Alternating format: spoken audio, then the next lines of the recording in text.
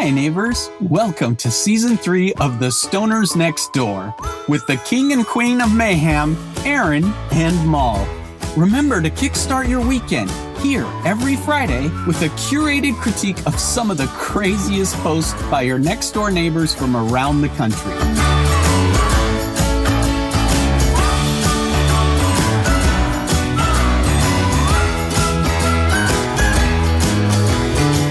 This is Aaron. And I'm Mal. Welcome to this week's edition of Stoners Nextdoor. So here's what's going on in our hoods. I'm going to start with somebody's sound request for a magic wand to solve life's problems. Yes. If anyone has a magic wand that will solve all the problems in life. Wait, we have one. Listen. Okay. There you go. Yeah. What is it? Bibbidi bobbidi boo.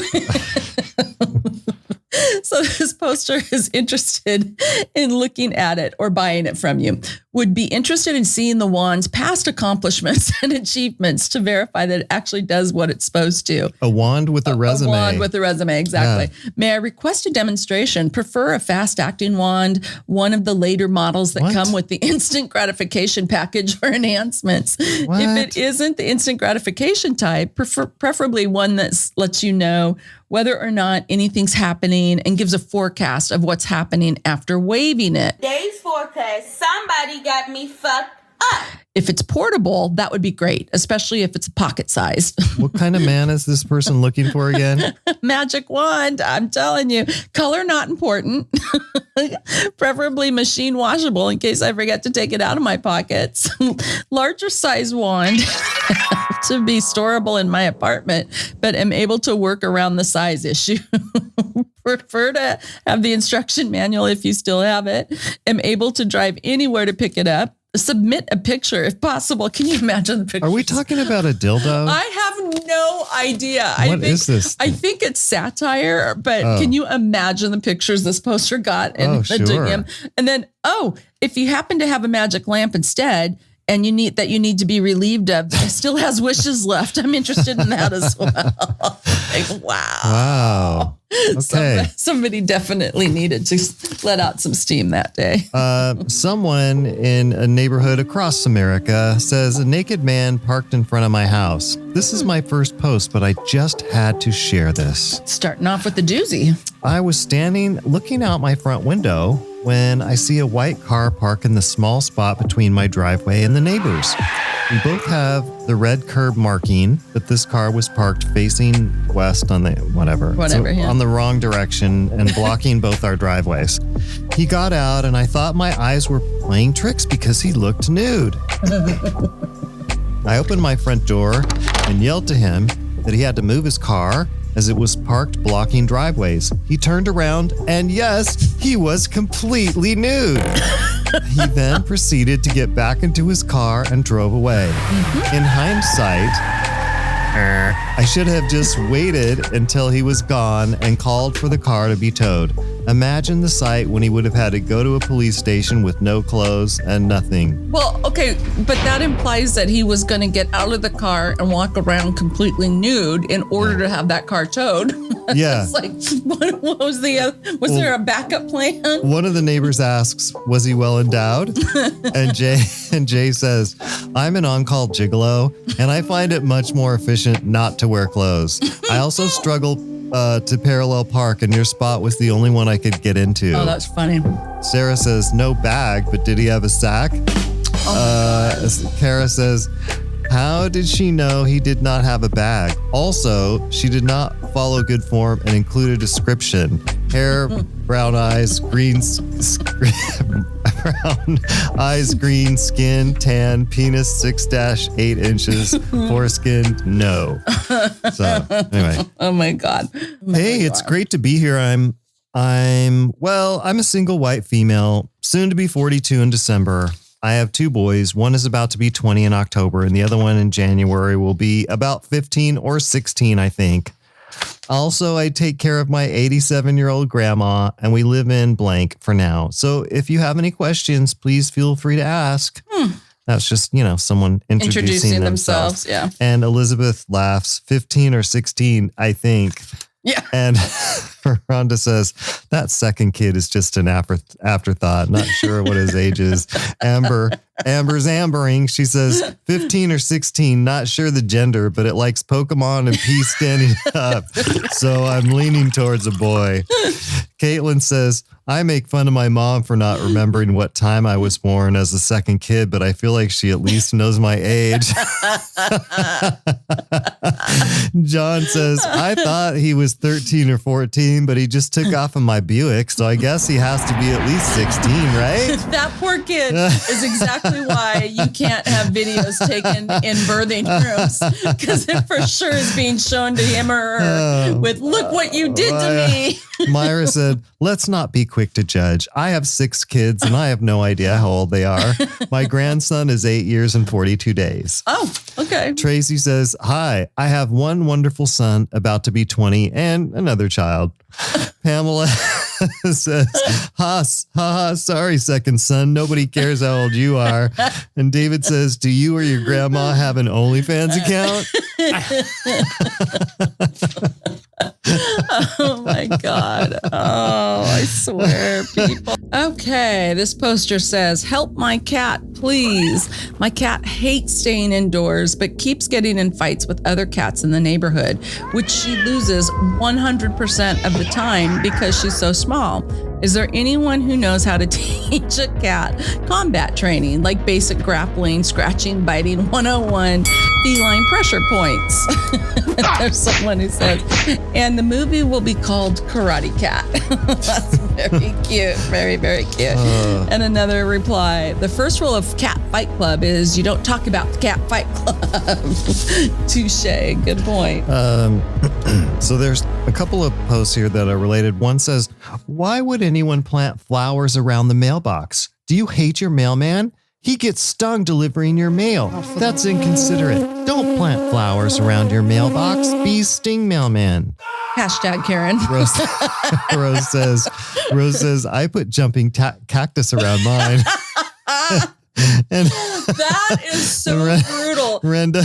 I was on a field shoot in Arizona. Really? And yes, with a famous chef. And I mean, jumping cactus really jumps? Dude, they like, if you brush up on them, it's like they just, it's like a porcupine. Yeah. So we had to They stab you. Oh, they're awful. Yeah. We had to spend a couple hours getting. Rose plants those around her mailbox. That's freaking hilarious. Brenda says, I have always wondered that too. It always seemed a bit passive aggressive to me. Like, don't bring me any more bills, or this should have been here last week. So here's a fucking bee obstacle course.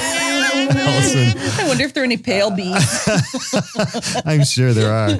Allison says, finally, someone is brave enough to tackle the real issues. Exactly. Chelsea wants to know if a mail carrier wrote this.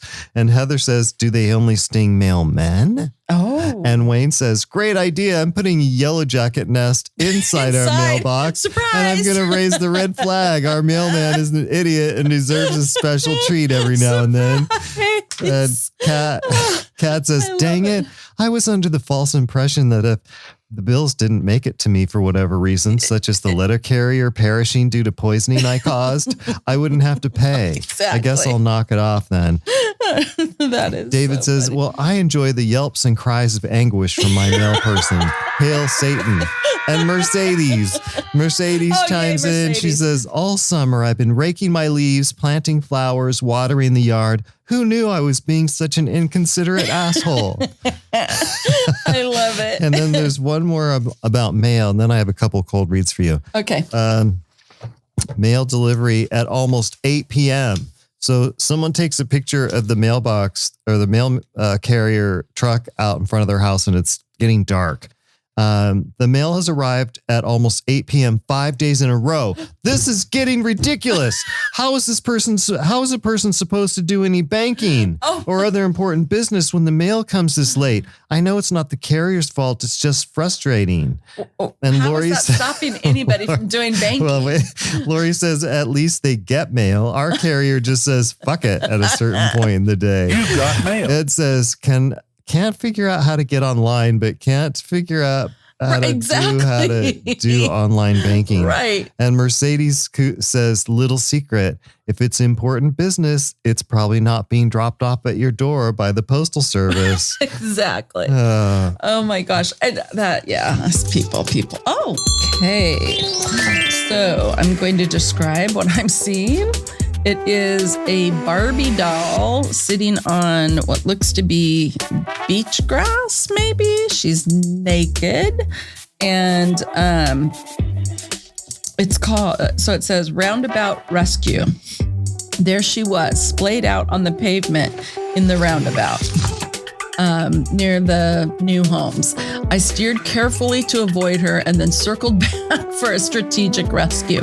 My wife jumped out and scooped her up out of harm's way, waving off an oncoming car as it approached. Then we placed Barbie safely in the median beyond the tire-scuffed curb so she could hail the poor little girl who accidentally left her behind. Okay, I don't think any little girl left her behind. Like, she's totally posed. And she is totally splayed out. And she's naked. Splayed out. She's completely naked. It's like she's riding the beach grass. And then it's like if you have to jump out and wave off cars to save the plastic who's Barbie. Letting their daughter take their Barbie out there to get lost. Oh my gosh. Okay. I love these. Okay. Guess what the porch thief got today? Yep. A bag of doo-doo from the cat box. Took the bag and hung it on his arm and walked off the street. I put it outside last night so I could take it to the trash can. Makes me laugh every time I think about it. That's so funny. And then Michelle reports, I print out several of these and she says print out. Yeah. Oh, yeah, I see. Okay, they're labels. I print out several of these in late November and then tape them to boxes full of my dog's poop and put the boxes on my porch. Every year I've had at least one poop box get stolen. Some years I have to put out 3 to 5 poop packages for the porch pirates because so many get stolen. That is freaking brilliant. Yeah, I'm thinking about Michelle, that is so good. I know you had a near porch theft. Well, I had one this last week. I had someone. Oh, you did? Yeah. What'd they get? Well, I don't want to talk about it. Okay. Never mind. Yeah. Okay. But it was important to me. Yeah. Yeah. Okay. And so then there's a some more posts. Oh, wow. This is a fantastic idea. I'm going to put out a bunch of my dog's shit in an Amazon box and put the box in front of my carport security camera. Let's all do this. Let's fight back. My dog, who likes to eat cat turds, would like the address of all y'all who will be putting poop out. Our cat passed away last November and Luna's had to go without. Oh, poor Luna. Oh, gross. Poor little Luna. That is hilarious. Well, that's it for this week's edition. Thanks so much for joining us this week for the Stoners Nextdoor. And a shout out to our members. Thanks for being part of our group. Victoria in Southeast Lents, Victoria in Northwest, Vidal in Lower Multnomah, Virginia and Hector Campbell, Briardinia in Elliott, Wesley in Woodstock, and Wesley in Rose City Park. And also shout out to Will in Outer Buckman, Will in Kearns, William in Northwest District, William in Centennial South, Wyeth in Woodstock, and then Zach in the heart of Bethany. And also a special thanks to our sound mixer, Adam Michael. Till next week, guys.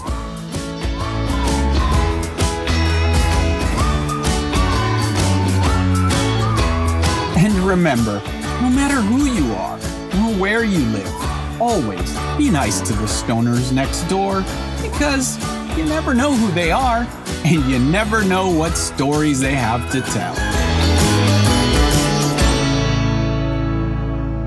The Stoners Next Door is a production of Aaron Douglas Enterprises, LLC.